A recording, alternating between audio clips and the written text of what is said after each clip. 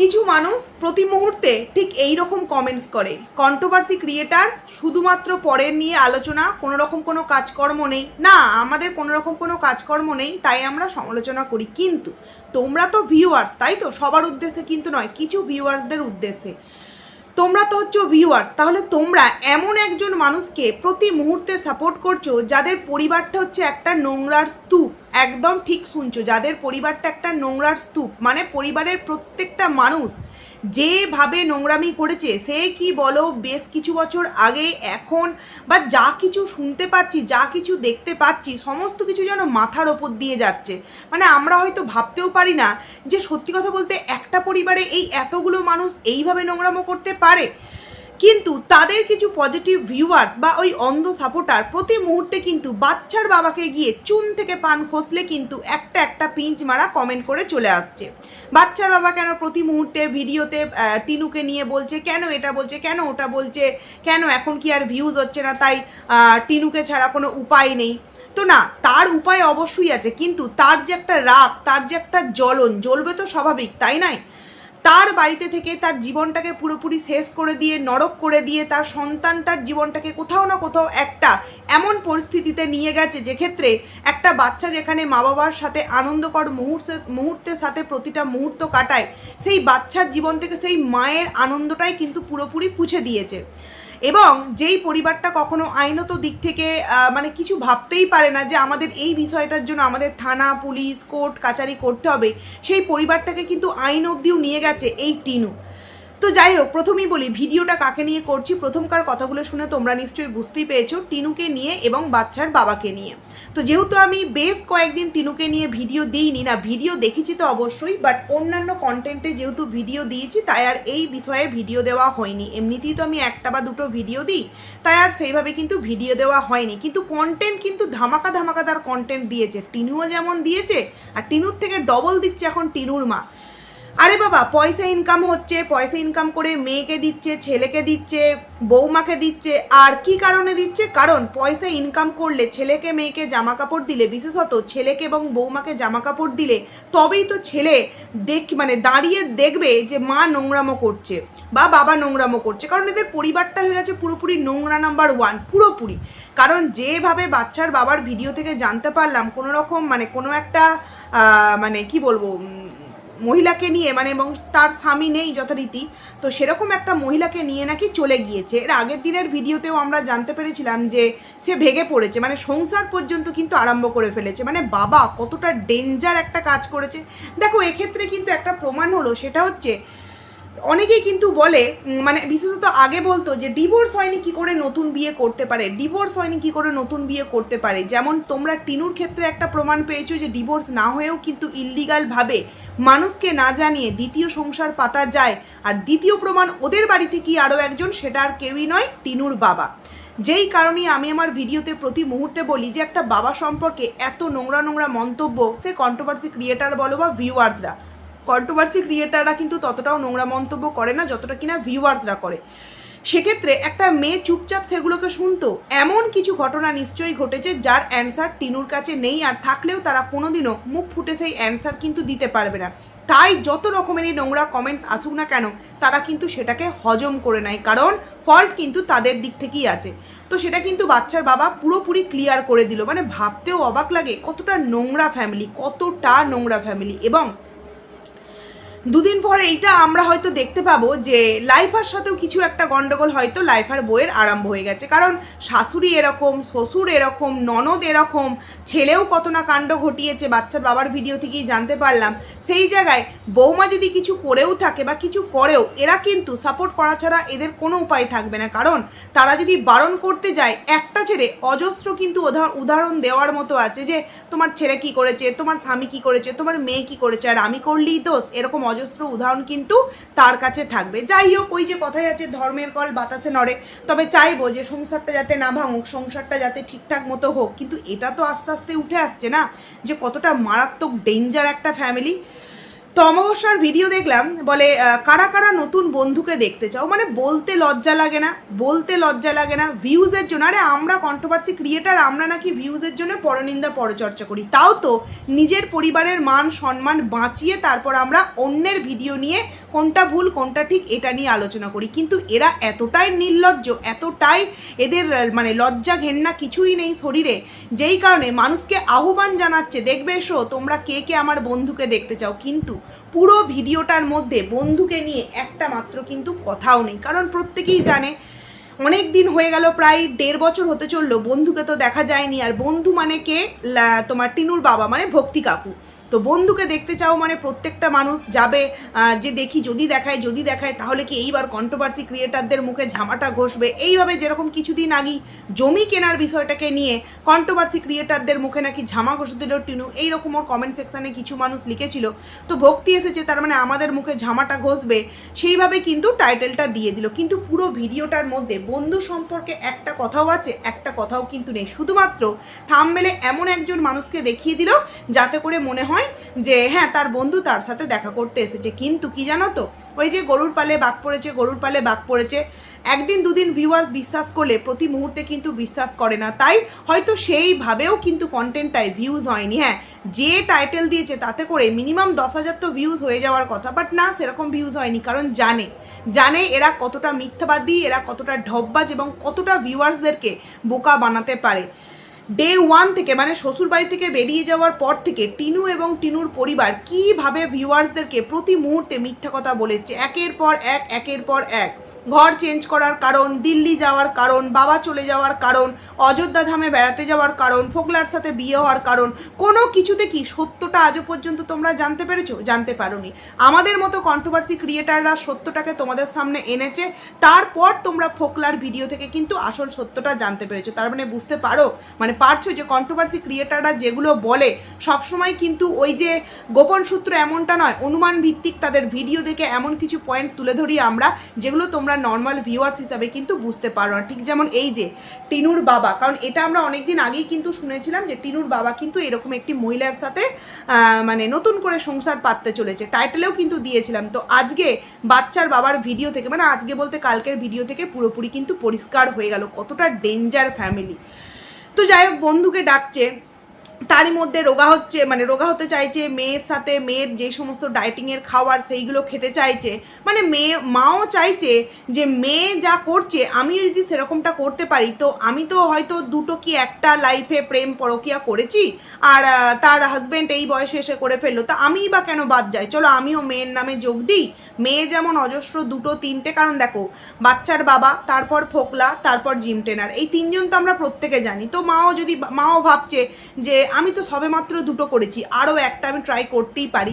সেই কারণে এখন মেয়ের তালে তাল মিলিয়েছে, রোগা হওয়ার চেষ্টা করছে, এটা খাবো ওটা খাবো সেটা খাবো। এখন মনে কিন্তু প্রচণ্ড পরিমাণে রং লেগেছে, বুঝতে পারছো তো। এবার চলে আসি আরও একটা কথা, এই যে ভোট হলো, এই ভোটে টিনুর বাবা ভোট দিতে এলো না, কারণ এটা তো দিতেই হবে, আর টিনুর বাবার ভোট তো এখানেই, তাই তো। তাহলে টিনুর বাবা কি ভোটটাও দিতে আসেনি? মানে এলে তো কেউ না কেউ তাকে দেখতেই পাবে। এবারের ভোটটা এতটাই গুরুত্বপূর্ণ প্রত্যেকটা মানুষের জন্য, সেক্ষেত্রে টিনুও দেখলাম ভোট দেয়নি, এবং টিনুর বাবাও মানে কোনো দিক থেকেই সেরকমভাবে কিছু জানা গেল না যে ভোট দিতে এসেছি কিনা। তো যাই হোক, এলে হয়তো পুরোপুরি গ্রামের সামনে একদম মুখের মধ্যে গোবর লেপে দেবে, সেই কারণেই হয়তো মুখ দেখাতে পারেনি। মানে কিছু বছর আগে মেয়ে দেখাতে পারছিল না, যার জন্য সে দিল্লি চলে গিয়েছিল। এটা বলেছিল টিনুর ভিডিওতে যে আসলে ওখানে থাকলে আমাকে নানান রকম কটাক্ষের শিকার হতে হয়, তাই আমি দিল্লি চলে এসেছি। তো বাবাও হয়তো সেই কারণে যে দিক আমাকে বাংলাদেশ পাঠিয়ে, যেমন মেয়ে টাইটেল দিয়েছে, তবুও আমি ভোট দিতে যাব না, যাতে আমাকে সবাই ছেঁকে ধরে, একদম মুখে গোবর মাখিয়ে দেয়। তো এবার চলে আসি টিনুর ভোট দেওয়ার বিষয়টাকে কেন্দ্র করে। ও 2 বছর হয়ে গেল ভোট দিল না। দেখো অন্যান্য বারের ভোটটা ছিল অন্যরকম বিষয়, বাট এবারের ভোটটা সম্পূর্ণ কিন্তু অন্য। প্রত্যেকটা মানুষ কিন্তু এবারে ভোট দিয়েছে, কারণ এবারের ভোটটা প্রচণ্ড পরিমাণে ভাইটাল একটা বিষয় ছিল। প্রতিবারই ভাইটাল, বাট এবারেরটা কিন্তু আরও গুরুত্বপূর্ণ, তাই তো।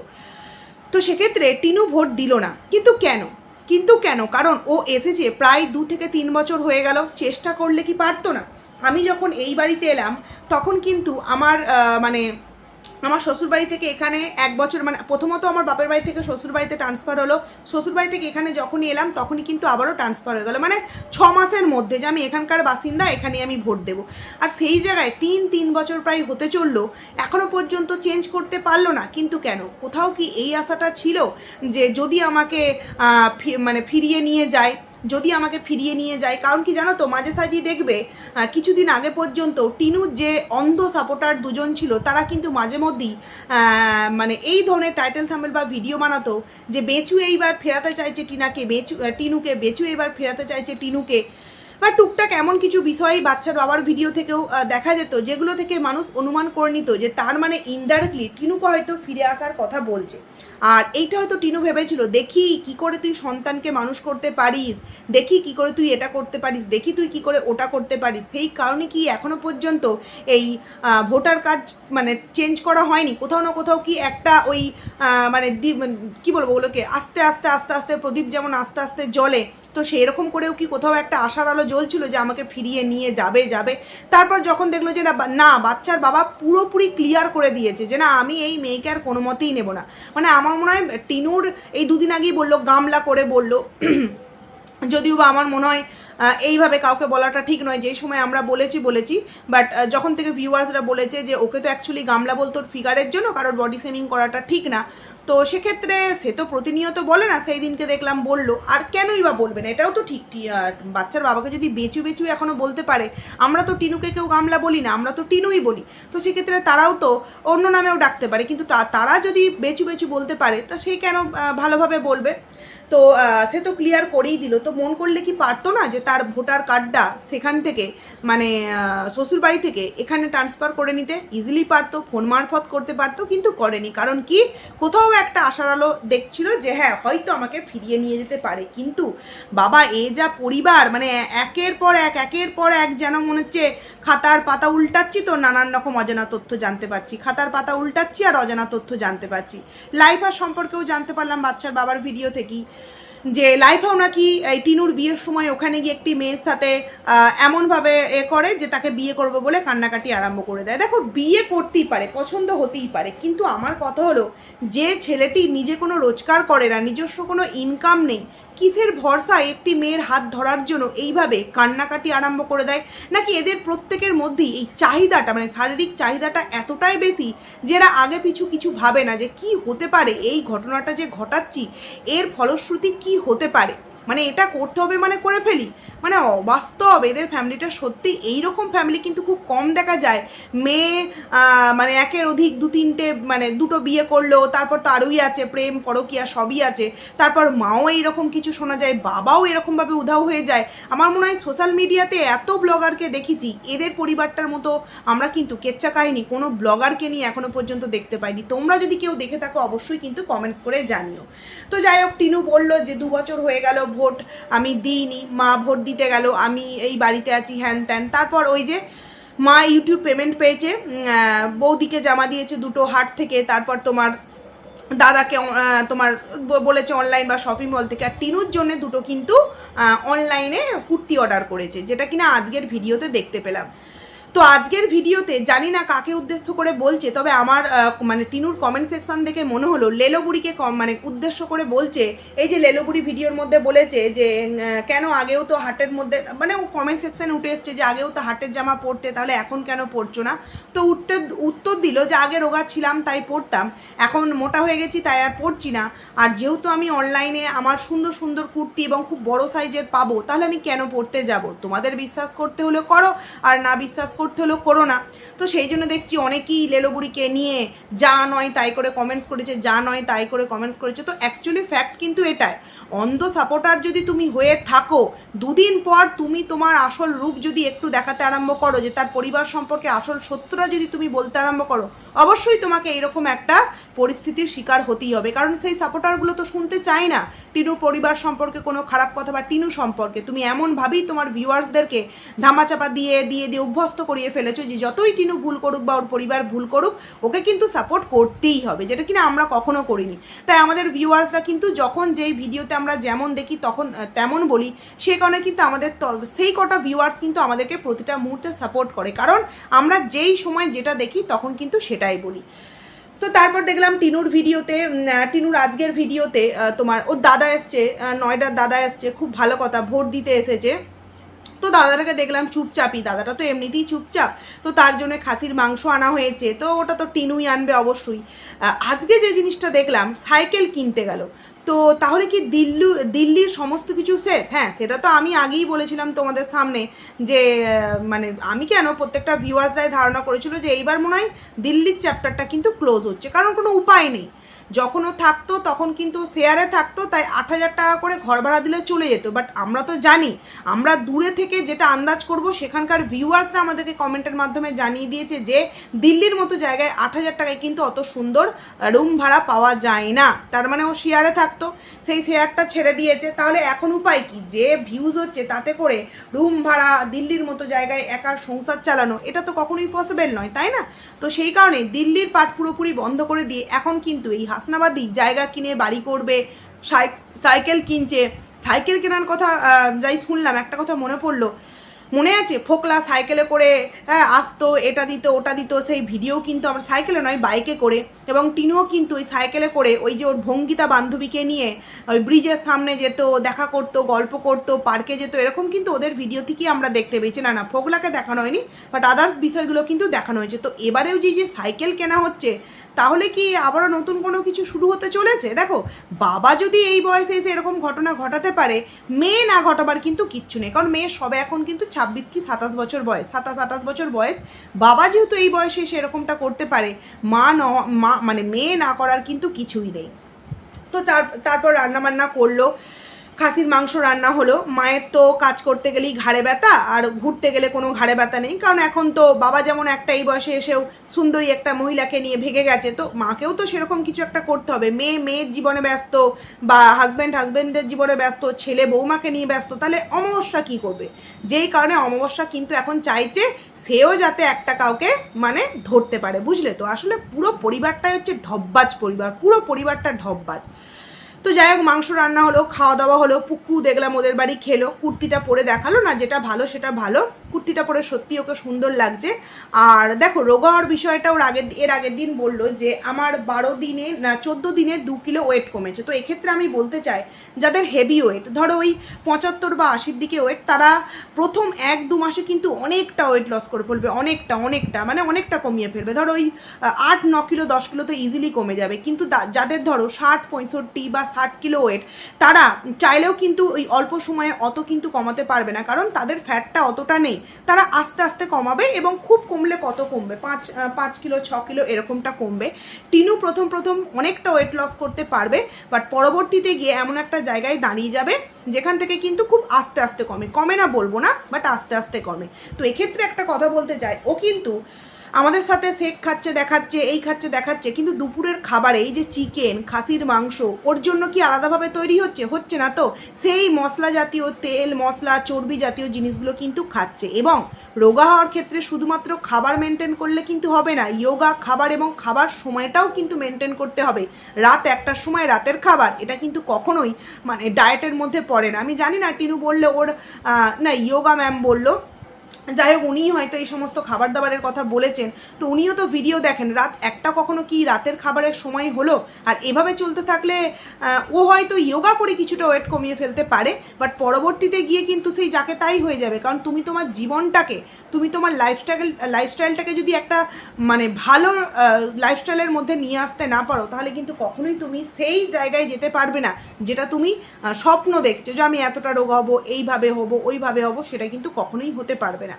বলছে যে হ্যাঁ ও চুলও কাটে না, এই চুল বলছি, ও ভ্রু প্লাকও করে না, ও চুলে কোনো কালারও করে না, ও ফেসিয়ালও করে না। আসলে করে না, করবে কেন? কারণ কিছুদিন আগে অবধি ওর জীবনে কোথাও না কোথাও কেউ একটা ছিল, যাই হোক আরশোলা, টিকটিকি, গিরগিটি, এখন হয়তো কেউ নেই। সেই কারণে সেই জিনিসগুলো ওরা করতে কিন্তু ইচ্ছা করে না। এখন আবারও সুন্দরভাবে নিজেকে তৈরি করবে, তারপর যদি আবারও নিজের মানে আরও কাউকে জীবনে আনতে পারে না, এটা কোনো কিছু ভুল না। পুরোপুরি ডিভোর্সটা কমপ্লিট করার পর, নিজের একটা মাথার ছাদ বলো, বাড়ি বলো, সমস্ত কিছু করার পর যদি একটা ভালো সিদ্ধান্ত নিয়ে ভালো কোনো পরিবেশে কিছু বছর থেকে তারপর যদি লাইফে আবারও এগোতে পারে, তাহলে এতে আমার মনে হয় না কোনো রকম কোনো ভুল আছে। তবে হ্যাঁ, ওকে কোনো ভালো পরিবার থেকে মেনে নেবে, এটাও কিন্তু একটা বিশাল ডাউটের ব্যাপার। কারণ প্রত্যেকটা পরিবারই চায় নুন ভাত খাবো, ফ্যান ভাত খাবো, কিন্তু ভদ্রভাবে, কেউ যাতে আমার পিঠ পিছে কথা বলতে না পারে। কিন্তু টিনুর ক্ষেত্রে তো সেটা হবেই, তাই না? তো যাই হোক, অমাবস্যাও এখন বন্ধু খুঁজছে, টিনুও এখন ব্যস্ত, তারপর এদিকে তো মুখে ঝামা ঘষে দিচ্ছে। যাই হোক, এবং দিল্লির পার্টও পুরোপুরি শেষ হয়ে যাচ্ছে। তো মোট কথা এটাই ছিল আমার ভিডিওর মেন কথা। বাদ বাকি কথা নেক্সট ভিডিওতে বলবো, অনেকটা রাতও হয়ে যাচ্ছে, ভিডিওও বড় হচ্ছে। তো যাই হোক, চলো ভিডিওটা এখানেই এন্ড করছি। কেমন লাগলো অবশ্যই কমেন্টস করে জানিও, ভালো লাগলে লাইক করো, কমেন্ট করো, আইডিতে নতুন এসে থাকলে সাবস্ক্রাইব করে পাশে থেকো। তো চলো।